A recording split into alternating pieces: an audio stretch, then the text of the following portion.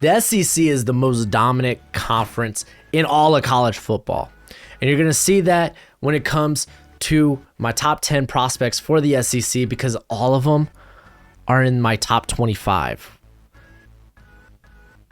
Wild how much talent they pump out year in, year out. But what's crack-a-lackin'? It's your boy Broshmo, just in case you did not know. So go ahead, become a bro and subscribe. Leave that thumbs up if you enjoy the content. And of course, let me know what you think in the comment section below. Let's have that nice, beautiful, sensual football discourse down there.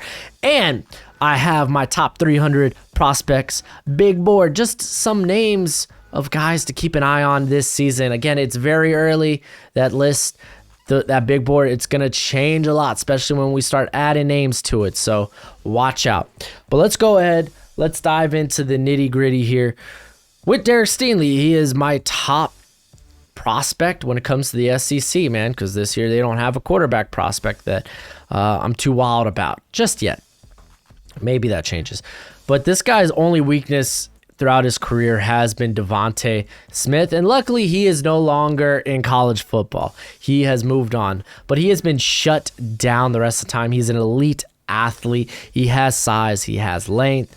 The dude has explosiveness. He's a 4.3 guy. You just love this cat, man. Even back in 2019, when he was one of the most targeted corners in college football, he only allowed a completion percentage of 38.3%, came away with 6 interceptions, 15 pass breakups. Like I said, this is a guy you can put on an island and trust him to shadow the number one opposing wide receiver. I love Stanley. But I also love DeMarvin Leal, man. He is one of my favorite prospects. And you're going to see that, like, if you haven't checked out, go check out my big board. I'm telling you, go check out that big board because it's spicy when it comes to what I think of Leal. I'm telling you, this cat's a top 5 prospect to me. He is a total package. You almost don't believe he's 290 the way he moves. I really think he can play on the outside in the NFL. Just elite power, elite athleticism, elite explosiveness. The dude is a twitchy. The way he uses his hands, man, and his hand counters, it's amazing. It's impeccable. This guy, he played on the outside for a majority of his snaps. And that tells me he can do it at the NFL level. The guy is just... He has my heart. Thank you. The guy just wins, man. Evan Neal coming in number 3. A lot of people, it's weird. Some people don't like him. Some people absolutely love him. I think he's great. I think he's the top tackle prospect in this class. I don't know who exactly you'd be arguing for opposed to Neal. The guy's got imposing size, and he loves to bury guys in the run game, man. He's got brute strength. He's stupid strong. Some people wonder about it, like they talk about his balance. They he ends up on the ground way too often, and I think that's because he's a lunger, man. Especially in the run game, he likes to lunge after guys when he gets to like that second level. I think a lot of that is when he's in his stance. He's at 6'7", he kind of just stands over his knees, over his toes, so he just plays a bit ahead of himself. Part of that lunging, and I think he has a similar issue to like an Alaric Jackson, like you would see even on passing, like pass reps, passing snaps, passing plays, I guess that's the word for it. You see him go after the defender rather than kind of like sit back and get into a position. That's just like, that's all well and dandy if it's play action, you know. You're supposed to fake like it's a like it's a running play, but when it comes to true pass sets, you want to kind of like you want to step back and get a position on that. I think again, those are some just tweaks. I don't think it's a problem. I think that's just something he needs to get better at. Keep in mind, last year was his first time playing right tackle. It was his first year as a starter. I thought it was very encouraging. He only allowed 9 pressures and 2 sacks throughout all of last season. He moves to left tackle this year, and guess what? Watch out. He's kind of good. Kaiir Elam coming in at number 4. All these guys are in my top 10, man. I love Elam. He is one of the best press coverage corners in this class. He's got good length, very good ball skills. 5 interceptions, 12 pass breakups through 2 seasons. He, unlike Stanley, actually had a shutdown game against Devontae Smith where he only allowed 3 receptions for 23 yards, no touchdowns. I like this guy's physical brand of football, especially at the line of scrimmage. I wouldn't say he has elite speed. He's got good speed, but he's a very fluid athlete, smooth hips, really makes up for any lack of high-end, top-tier speed that you may think he's missing. But again, I mean, if to be a top corner, you don't have to be like a 4.3, 4.4 guy. I think you could be a 4.5 guy and be just fine. Number 5, Kingsley Kingsley out of South Carolina. This guy's a toolsy guy. You may remember my Corey Durden take where I'm like, bull in a china shop. Well, Kingsley is exactly that. Bull in a china shop.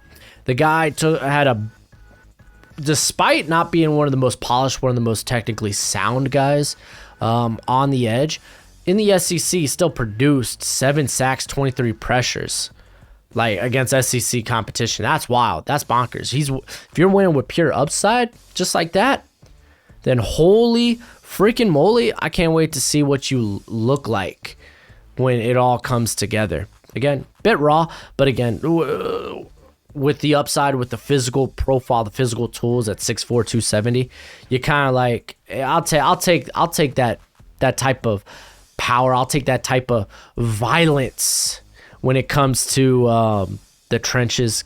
Give me a bit of that. Number 6, Adam Anderson out of Georgia. He's kind of a bit of the opposite when it comes to what Kingsley is. This dude has a wonderful get off. He's 6'5", 230, so a bit undersized, but how explosive he is, like to the point where sometimes the tackles, they can't even get out of their stance and react. This guy flies to the football, flies to the quarterback. It's kind of scary. He's very good at turning speed to power as well with that beautiful explosiveness. I love it. He had 51 pressures and 7 sacks. He's done that on only less than 200 pass rushing snaps. That's kind of wild. Can he play the run? Kind of a question mark. He's played only 60 career snaps versus the run. I get it when you're a guy his size and when you're playing on a defense that kind of preaches run contain. It's to be expected. They only use you on pass rushing snaps. And then Jordan Battle at number 7. We haven't even gotten out of my top 20 yet, but he plays that star role. He kind of fluctuates from slot to deep, but the guy's a wonderful athlete. He's physical enough to play man coverage. A lot of people be like, well, his tackling, like, dude's a sure tackler, 13.6% tackle missed tackle rate.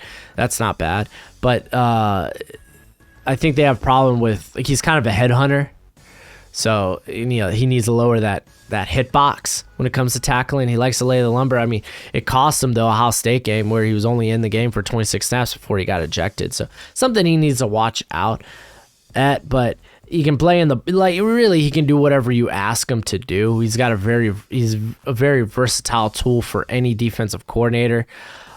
Big fan of his game. And then number 8, Treylon Burks. Treylon Burks. He's currently number 19 on my big board. I'm a big fan of Burks, dude. The guy with his combination of size, speed, and physicality, they don't come around too often. He was used primarily, though, in the slot. In 2019, he was more of a vertical-only type of receiver. In 2020, they kind of used him a bit more on the short to intermediate, which you like to see.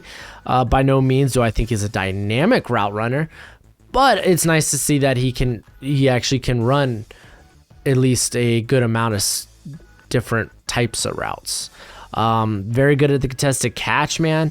Very, very good. 9 forced missed tackles last season. the guy creates huge windows because he's just very physical during the route.